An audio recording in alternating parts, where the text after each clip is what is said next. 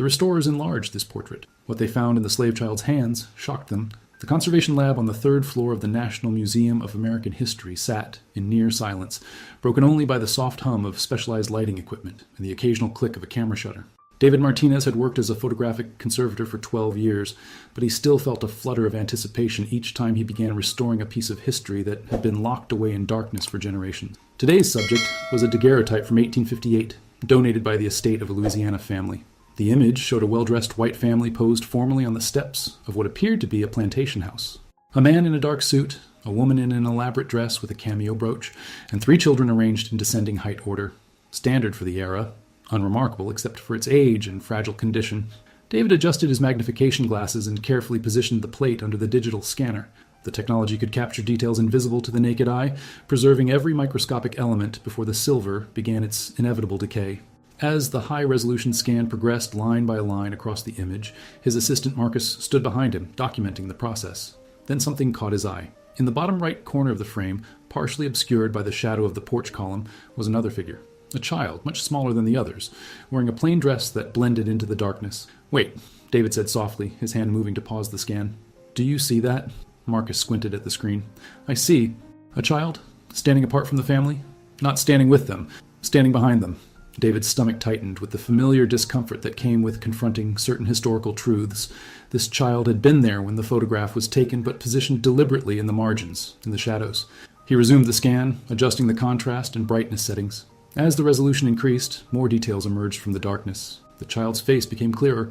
A girl, perhaps 7 or 8 years old, with large eyes staring directly at the camera. Her hands were clasped in front of her, holding something small. "Can you enhance this section?" David asked, drawing a box around the child's hands on the touchscreen. The software isolated the area and magnified it further. Both David and Marcus leaned forward simultaneously. In the girl's hands was a small wooden object, roughly rectangular, and carved into its surface, barely visible even at this magnification, were markings, not random scratches. Letters. "Are those words?" Marcus whispered. David's hands trembled as he increased the magnification to its maximum level. The letters came into focus, painstakingly carved with incredible precision. "Oh my God," David breathed. "Marcus, call Dr. Patterson. Right now. Doctor." Patterson arrived within 20 minutes, his reading glasses perched on his graying hair and his tablet tucked under one arm. As the museum's chief historian specializing in antebellum America, he had seen countless artifacts from the era of slavery. But the urgency in David's voice suggested something exceptional. "Show me," Dr. Patterson said, pulling a chair beside David's workstation. David navigated to the enhanced image of the child's hands. On the screen, magnified to reveal every carved line and shadow, the wooden object displayed its secret. The letters were crude but deliberate, carved by someone with limited tools but unlimited determination. "Ruth," Dr. Patterson read aloud, his voice barely above a whisper. And below it, "Is that a date?" 1851, Marcus confirmed, pointing to the numbers beneath the name. 7 years before this photograph was taken. Dr. Patterson removed his glasses and rubbed his eyes. In his 30 years of historical research, he had studied countless documents about enslaved people, but the vast majority remained nameless in official records, reduced to age, gender, and monetary value. To see a name literally carved and held by the child herself was unprecedented. "The object," Dr. Patterson said, leaning closer. "Can we determine what it is?" David adjusted the filters, bringing different layers into relief.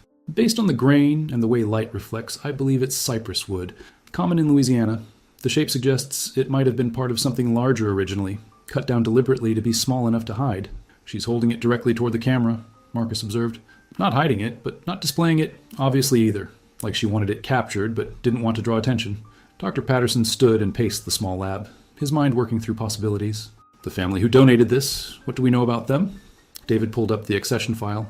The estate belonged to descendants of Theodore Beaumont, who owned Bellerive Plantation outside New Orleans. The plantation house burned down in 1923, but the family maintained the land until the 1970s. This daguerreotype was found in a safe deposit box. "Beaumont," Dr. Patterson repeated. He pulled out his tablet and began searching digitized historical records. "There should be plantation records, estate inventories. If this girl was enslaved at Bellerive, there might be documentation." The 3 men worked in focused silence as afternoon light shifted through the lab windows. Finally, Dr. Patterson made a small sound of discovery. "Here, estate inventory from Bellerive Plantation, dated January 1858. It lists 47 enslaved individuals, but only 8 are actually named." He scrolled down. Most are listed as field hand or houseworker with only age and gender. But here, girl child, house servant, age approximately 8, called Grace. "Grace," Marcus said. "Not Ruth?" "Exactly," Dr. Patterson confirmed grimly. If this child was called Grace by the Beaumont family, but carved Ruth into this wood in 1851, then Ruth was her true name. The Louisiana State Archives in Baton Rouge occupied a modern building, but its contents reached back through centuries of painful history. David and Dr. Patterson had driven down from Washington 2 days after the discovery, armed with copies of the enhanced photograph and a growing list of questions about Ruth's life. The reading room smelled of old paper and preservation chemicals. A research librarian named Janet guided them to a table and began bringing boxes of documents related to Bellerive Plantation and the Beaumont family. We have quite extensive records, Janet explained. Theodore Beaumont was meticulous about documentation, plantation ledgers, correspondence, receipts, even some personal diaries, though I should warn you, much of it makes for difficult reading. David nodded, pulling on white cotton gloves. He had prepared himself for the bureaucratic language of slavery that reduced human beings to inventory items. But somewhere in these pages might be the truth about Ruth. Dr. Patterson opened the first ledger, dated 1850 to 1855. The pages documented purchases, sales, births, and deaths. Each enslaved person was listed with monetary value, skills, and condition. Children under 5 were often listed with their mothers. Children over 5 were listed separately. Here, Dr. Patterson said, finger tracing down a page dated March 1851. Purchase record. One Negro woman, approximately 22 years of age, with infant daughter approximately 6 months, both in good health. Purchased from the estate auction of Charles Devereaux, Ascension Parish. Total price, $800.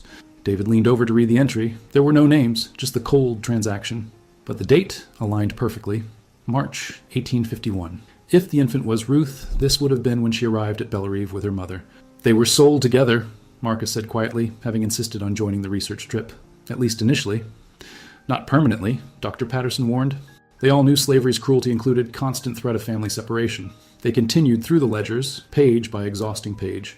In 1852, a notation of a woman, age approximately 23, assigned to house duties. In 1853, a record of a child, age approximately 2, helping in the kitchen. The entries were maddeningly vague. Then David found something that made his breath catch. A different type of entry, written in Theodore Beaumont's own hand rather than an accountant's neat script. Punishment record, David read aloud, voice tight. Female house servant, approximately 25 years of age, discovered teaching child to read using Bible verses. 10 lashes administered. Child's materials confiscated and burned, both confined to quarters for 3 days. The room grew colder. Teaching enslaved people to read was illegal in Louisiana.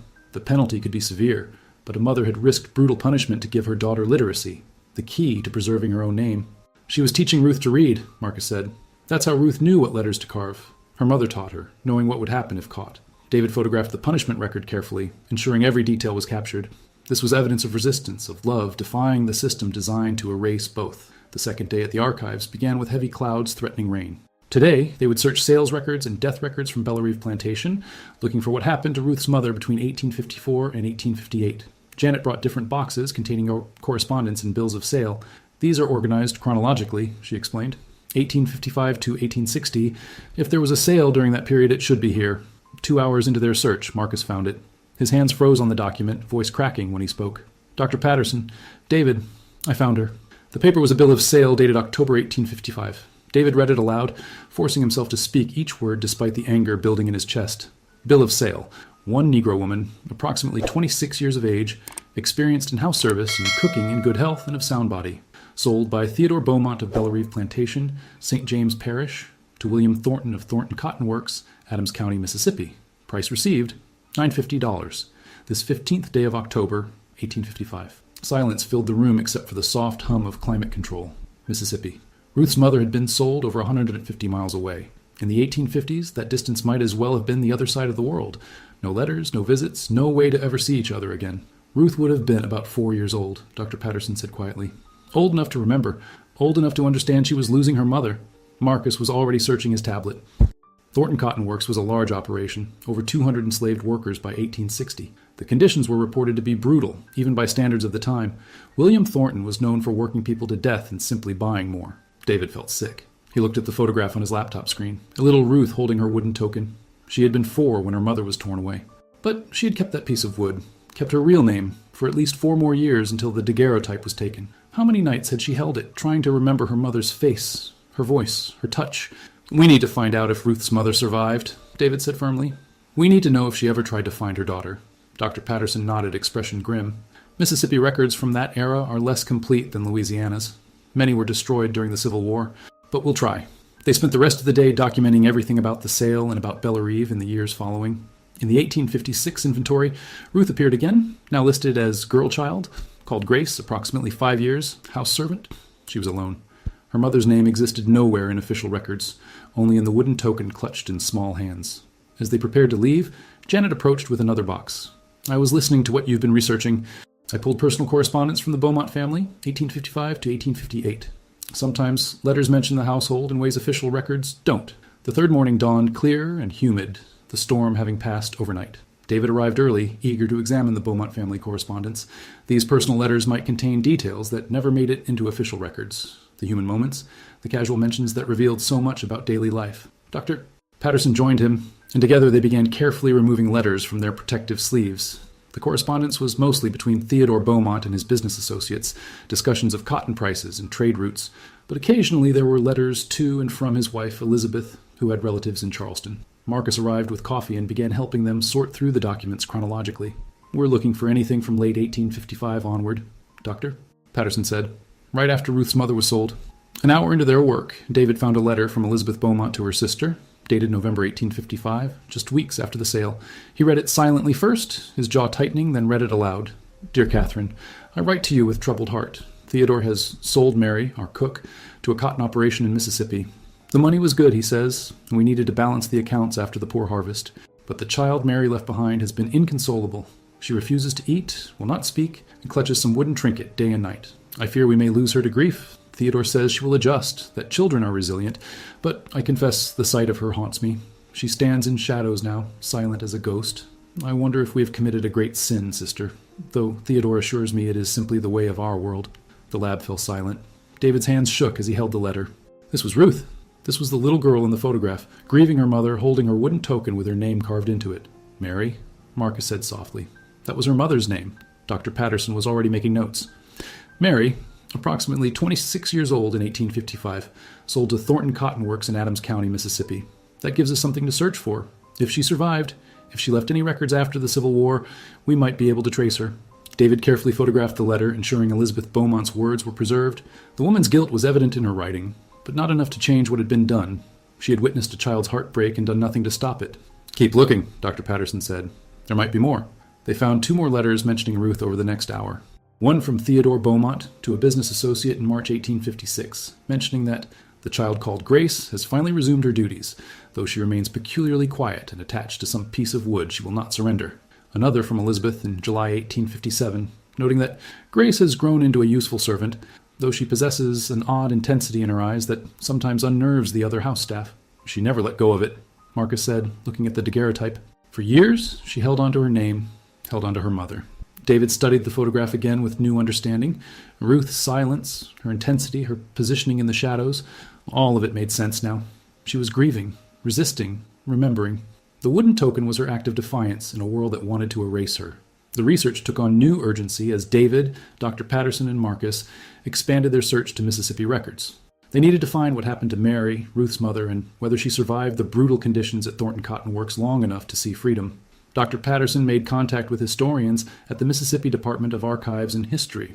Within days, they received scanned documents from Thornton Cotton Works, though the records were frustratingly incomplete. Many had been destroyed when Union troops burned the plantation in 1863.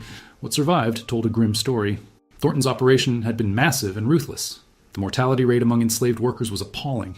Nearly 15% per year died from overwork, disease, and malnutrition. William Thornton's philosophy had been simple and monstrous. Work people until they died, then buy more.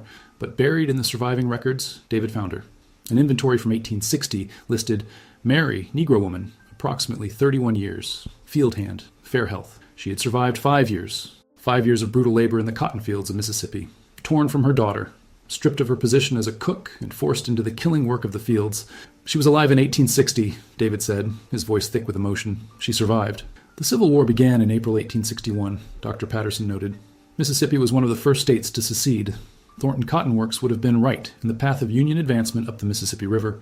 Marcus pulled up military records on his laptop. Union forces took Natchez in 1863. Adams County was occupied. The Emancipation Proclamation had already been issued. If Mary was still alive when Union troops arrived, she would have been freed. The question was whether Mary had survived until 1863.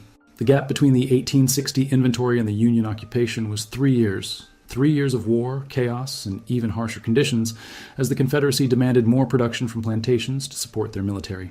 Janet had given them one more resource: Freedmen's Bureau records. After the Civil War, the Bureau had been established to help formerly enslaved people transition to freedom. They kept records of labor contracts, family reunification requests, marriages, and land claims. Dr. Patterson accessed the digitized Freedmen's Bureau records for Adams County, Mississippi, searching for anyone named Mary who matched the right age and description. The database was enormous and poorly indexed. Days of searching turned up dozens of Marys, but none they could definitively connect to Ruth's mother.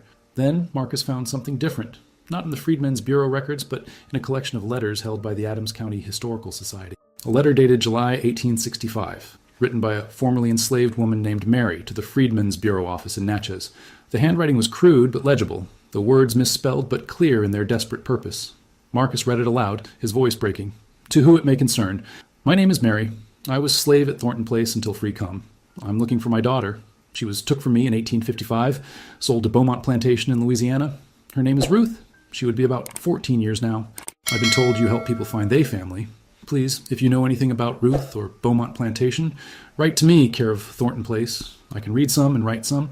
A teacher here helped me write this. I will never stop looking for my daughter. Mary.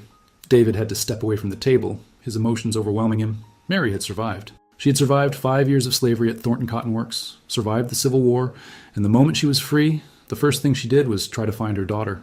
The discovery of Mary's letter transformed their research. They now knew Mary had survived until at least July 1865 and was actively searching for Ruth. The question became whether she had ever found her daughter and what had happened to Ruth during and after the Civil War. David and his team returned to Louisiana records, this time focusing on the Civil War years and Reconstruction. Bellerive plantation records from 1861 to 1865 were sparse. Theodore Beaumont had apparently been less diligent about documentation, as the war disrupted normal plantation operations. But they found evidence that Bellerive had continued operating throughout the war, producing cotton for the Confederacy until Union forces occupied southern Louisiana in 1863. After that, the plantation system collapsed. Enslaved people were declared free, though freedom came with its own desperate challenges.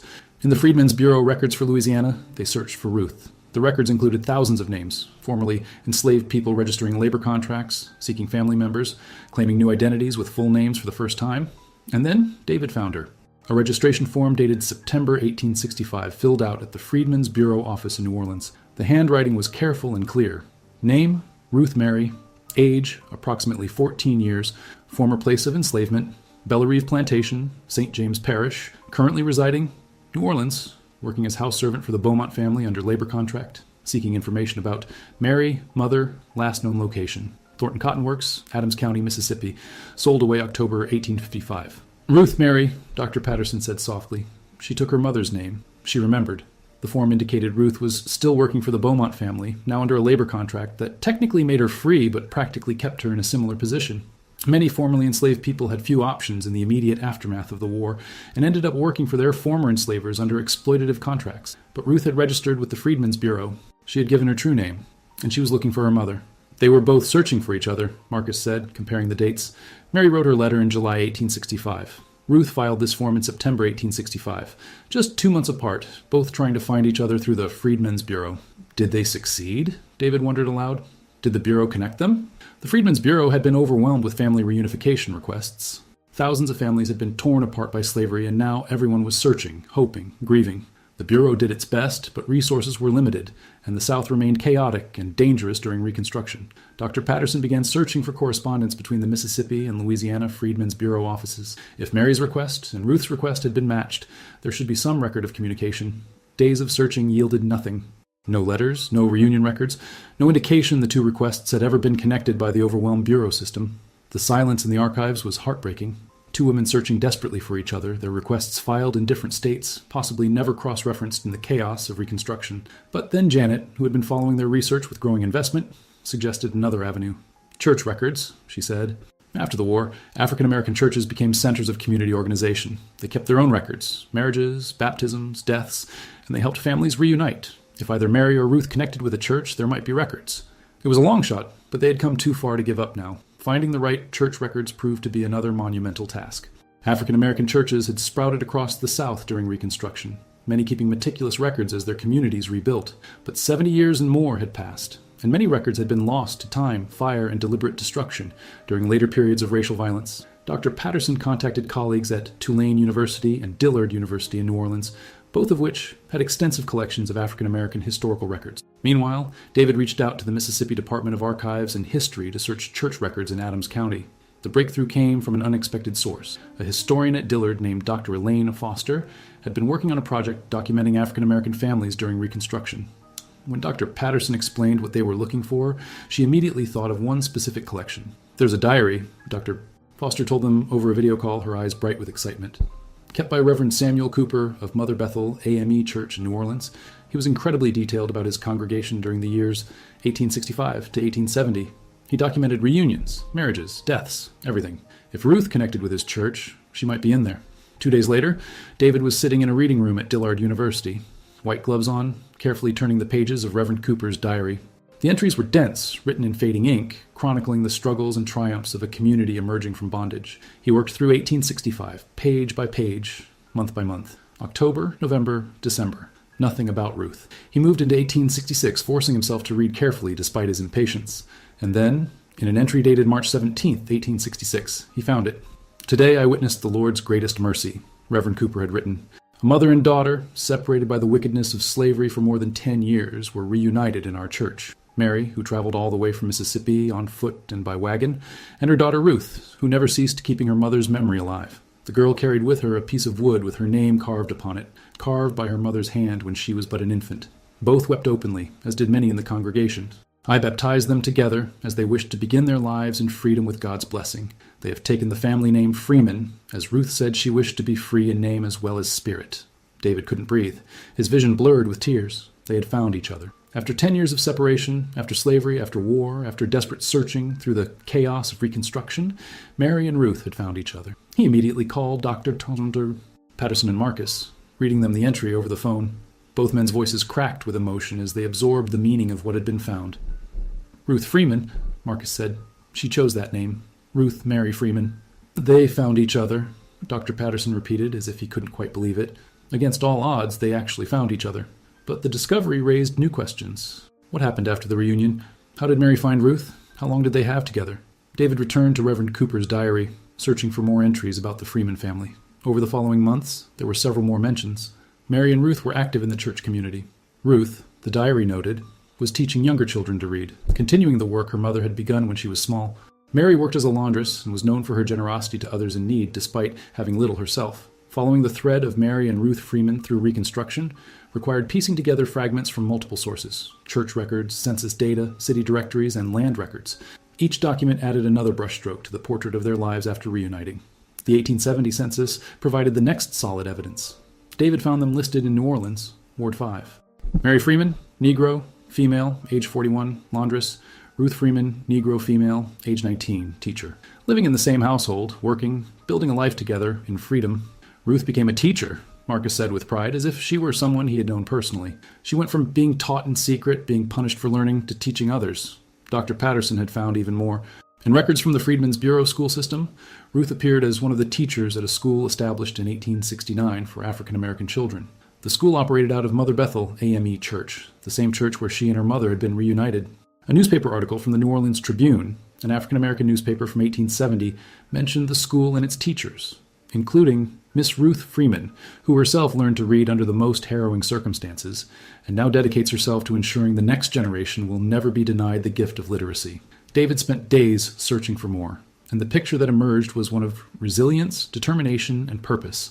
Mary and Ruth had not just survived, they had built a life that mattered. They had joined a community, contributed to it, and helped others rise from the ashes of slavery. But then the trail went cold. After 1870, references to Mary Freeman disappeared from the records. No death certificate could be found, no burial record, nothing in the church registers. She might have died, Dr. Patterson said gently. Record-keeping for African Americans in the 1870s was still inconsistent, especially for ordinary people. Deaths went unregistered all the time. Ruth's trail continued a bit longer. In 1872, a marriage record showed Ruth Mary Freeman married to James Wilson, both of New Orleans, ceremony performed by Reverend Samuel Cooper. In the 1880 census, Ruth appeared as Ruth Wilson, Negro, female, age 29, keeping house. Living with James Wilson, a carpenter, and 2 children, Samuel, age 6, and Mary, age 4. She named her daughter Mary, Marcus said softly, after her mother. The last record they found was in a city directory from 1883, listing Wilson, James, Carpenter, and Ruth Teacher residing at 247 Burgundy Street. After that, nothing. The trail simply ended. David sat back, feeling both satisfied and frustrated. They had found so much: the separation, the suffering, the miraculous reunion, the life built afterward. But the ending remained uncertain, fading into the anonymity that claimed so many lives from that era. "We've done what we set out to do," Dr. Patterson said. "We've told Ruth's story. We've given her back her name and her mother's name. We've shown that they survived, that they found each other, that they lived lives of meaning and dignity." But David wasn't quite ready to stop. There was one more place to look. David's final idea came from thinking about Ruth's children. If Ruth had named her daughter Mary after her mother, and if that daughter had survived to adulthood, there might be descendants. People alive today who carried Ruth's blood, who might have family stories passed down through generations. Working with Dr. Foster at Dillard University, they began tracing forward from Ruth's children listed in the 1880 census: Samuel and Mary Wilson. The search was complicated by common names and incomplete records, but genealogical databases and DNA ancestry services had made such searches more possible than ever before.